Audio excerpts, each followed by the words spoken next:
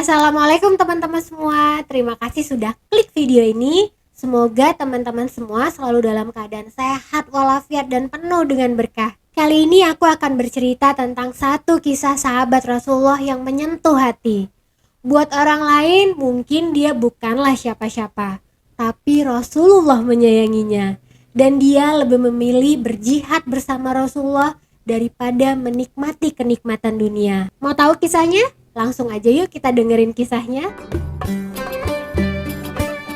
Kisah ini sendiri aku rangkum dari ceramahnya Habib Ali Zainal Abidin Al-Kaf, Ustadz Khalid Basalamah, dan beberapa sumber lainnya. Sahabat Rasulullah ini bernama Julaibib radhiyallahu anhu. Namanya hanyalah Julaibib, tidak menggunakan bin seperti contohnya Umar bin Khattab atau orang-orang lainnya. Kenapa? Karena dia terlahir tanpa mengetahui siapa ayah dan ibunya. Orang-orang di sekitarnya pun tidak tahu ataupun tidak mau tahu mengenai nasabnya Julaibib. Bagi masyarakat Madinah saat itu, orang yang tidak bernasab ataupun tidak punya suku merupakan aib yang sangat besar. Nama Julaibib sendiri menunjukkan bahwa fisiknya pendek, wajahnya pun biasa saja, bahkan tergolong sangat biasa. Badannya bungkuk dan pendek, dan dia berkulit hitam. Bahkan saking kecilnya tubuhnya, Rasulullah ini bisa mengangkat tubuhnya hanya dengan satu tangan saja. Penampilan Julaibib ini pun lusuh. Baju yang dia kenakan sudah usang. Bahkan kakinya pecah-pecah karena tidak memakai alas kaki. Julaibib juga tidak punya rumah untuk berteduh. Ia pun tidur hanya dengan berbantalkan tangannya, berkasurkan pasir dan kerikil. Dia juga hanya bisa minum dari kolam umum yang airnya diambil dengan telapak tangannya. Dia sangat fakir dan tidak punya apa-apa. Pada saat itu, dia masih berumur 11 tahun dan belum balik. Karena tidak mempunyai tempat tinggal, Julaibib ini tinggal di Ahlus Sufa yang dipimpin oleh Abu Hurairah. Rasulullah sering sekali menyuruh Julaibib untuk mengerjakan tugas-tugas kecil. Sehingga dia ini sudah sangat akrab dengan tetangga-tetangga Rasulullah. Dia bebas keluar dan masuk ke rumah-rumah yang ada di sana. Dan dia juga bebas untuk berteman dengan anak-anak perempuan yang ada di sana. Karena memang pada saat itu dia masih kecil. Waktu pun berlalu, Julaibib ini pun semakin tumbuh dewasa dan sudah balik. Sebagian sahabat-sahabat Rasulullah pun mulai melarang anak-anak perempuan mereka untuk berteman dengan Julaibib. Bahkan seorang pemimpin Bani Aslam bernama Abu Barzah berkata tentang Julaibib, "Jangan pernah membiarkan Julaibib masuk di antara kalian. Demi Allah, jika dia berani begitu, aku akan melakukan hal yang mengerikan padanya." Jadi teman-teman, sampai begitulah keadaan Julaibib saat itu. Namun jika Allah menurunkan rahmatnya, tidak ada satupun makhluk yang bisa menghalangi Julaibib menerima hidayat, dan dia berada di barisan terdepan saat sholat maupun berjihad. Walaupun hampir semua orang memperlakukan dia seolah-olah dia ini tidak terlihat, tapi tidak dengan Rasulullah. Satu hari Rasulullah pun bertanya dengan lembut kepada Julaibib, "Wahai Julaibib, sekarang usiamu kan sudah matang. Tidakkah engkau ingin menikah?" Lalu Julaibib pun menjawab sambil tersenyum, "Wahai Rasulullah, saya ini adalah Julaibib. Siapa yang mau menikahkan putrinya dengan diriku ya Rasulullah? Saya ini orang pedalaman, orang Badui, gak punya apa-apa. Bahkan tempat tinggal pun aku tidak punya." Dia menjawab begitu tanpa ada kesan menyesali diri atau bahkan menyalahkan takdir Allah. Rasulullah pun tersenyum. Mungkin memang tidak ada orang tua yang berkenan untuk Julaibib. Di hari berikutnya Rasulullah pun bertanya lagi kepada Julaibib, "Julaibib, tidakkah engkau ingin menikah?" Julaibib pun memberikan jawaban yang sama. Sampai 3 hari berturut-turut Rasulullah ini tetap menanyakan hal yang sama.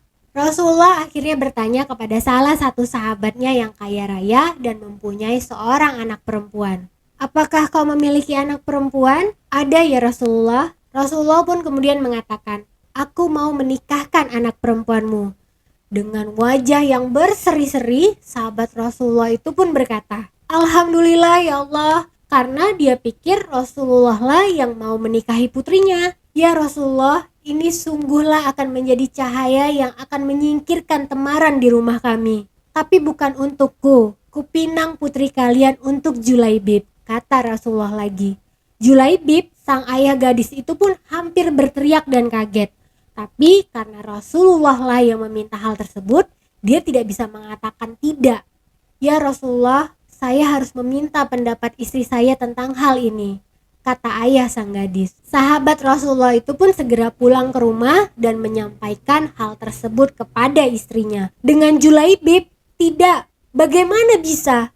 Julaibib berwajah lusuh, tidak bernasab, tidak berkabilah, tidak berpangkat, dan tidak berharta. Tidak akan pernah putri kita menikah dengan Julaibib, jawab istrinya. Jadi teman-teman, sahabat Rasulullah ini adalah orang yang kaya raya dan putri mereka sangat cantik dan terkenal soleh. Kedua suami istri itu pun berdebat. Tanpa sengaja putri mereka mendengar perdebatannya dan lalu bertanya, "Siapa yang meminta aku, wahai ayah dan ibu?"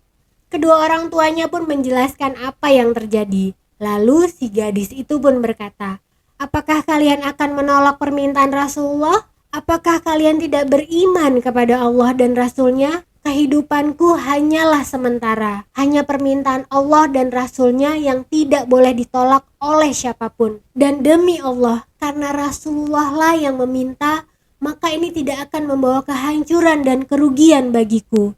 Akhirnya malah anaknya yang memberikan nasihat kepada ibu dan bapaknya. Gadis itu pun lalu membacakan surat Al-Ahzab ayat 36 yang berisi, "Dan tidaklah patut bagi laki-laki beriman dan perempuan beriman apabila Allah dan Rasul-Nya telah menetapkan suatu ketetapan. Akan ada bagi mereka pilihan yang lain tentang urusan mereka. Dan barang siapa mendurhakai Allah dan Rasul-Nya, maka sesungguhnya ia telah sesat yang nyata." Rasulullah pun mendengar apa yang terjadi dan beliau lalu berdoa untuk gadis yang soleha itu. "Ya Allah, limpahkanlah kebaikan atasnya, limpahkanlah keberkahan kepada anak perempuan ini terus menerus. Janganlah engkau jadikan hidupnya susah." Teman-teman, itulah tadi doa Rasulullah untuknya. Subhanallah, beruntung ya gadis itu didoakan langsung oleh Rasulullah. Maka orang tua sang gadis pun akhirnya setuju untuk menikahkan anak mereka dengan Julaibib. Julaibib sangat senang. Dia tidak pernah menyangka akan menikah. Bermimpi pun dia tidak berani. Apalagi dengan perempuan yang sangat cantik, soleha, dan dari nasab yang sangat baik. Julaibib dan sang gadis pun akhirnya menikah. Julaibib menikah dengan perempuan yang terpandang.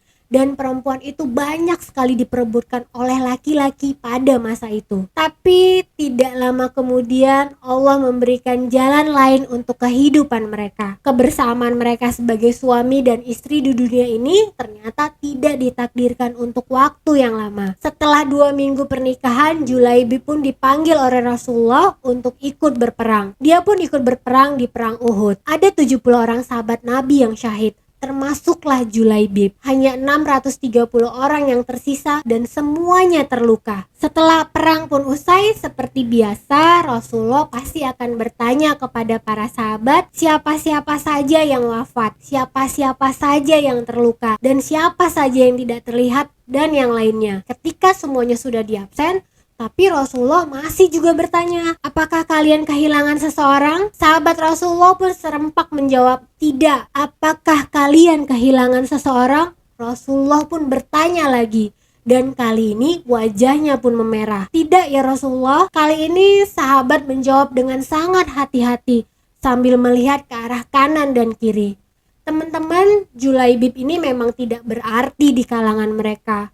Makanya mereka tidak sadar kalau Julaibib sudah tidak ada. "Tapi aku kehilangan Julaibib," kata Rasulullah. Rasulullah memang sangat memperhatikan Julaibib di saat semua orang tidak ada yang peduli padanya. Para sahabat pun lalu tersadar dan sibuk mencari Julaibib. Setelah dicari-cari, akhirnya Julaibib pun ditemukan. Ia terbunuh dengan luka-luka di muka dan seluruh tubuhnya. Di sekitar jasadnya ada 7 jasad orang kafir yang dia bunuh, dan dia terbunuh di tangan ke-7 orang ini. Jadi 7 lawan 1 ya teman-teman. Padahal di dalam ajaran agama Islam, jika 1 melawan 7 orang, diperbolehkan untuk kabur, itu tidaklah dosa. Tapi Julaibib terus maju dan berjuang di jalan Allah. Teman-teman, Julaibib ini memang tubuhnya kecil, tapi imannya sangat besar. Rasulullah dengan tangannya sendiri pun mengkafani Julaibib. Rasulullah pun mensolatkannya dan berdoa kepada Allah, "Ya Allah, Julaibib adalah bagian dari diriku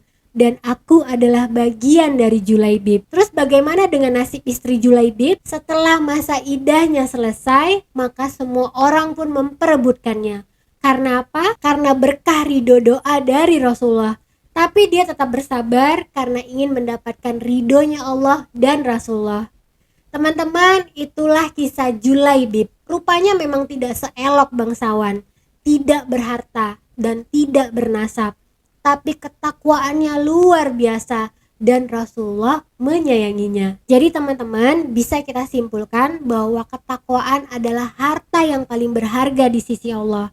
Karena segala hal, yaitu kekayaan, rupa, harta, kedudukan, atau apalah itu, tidak akan berguna lagi ketika ajal menjemputmu. Teman-teman, itu tadi adalah kisah Julaibib. Sekian dulu kisah dari aku. Semoga kisah ini membawa banyak pelajaran dan manfaat untuk kita semua. Kalau kalian suka dengan kisah ini, jangan lupa subscribe, like, dan share cerita ini. Dan jangan lupa nyalain notifikasinya ya, supaya kalian selalu tahu kalau aku update cerita baru lagi. Terima kasih banyak yang sudah menonton video ini sampai habis. Assalamualaikum warahmatullahi wabarakatuh.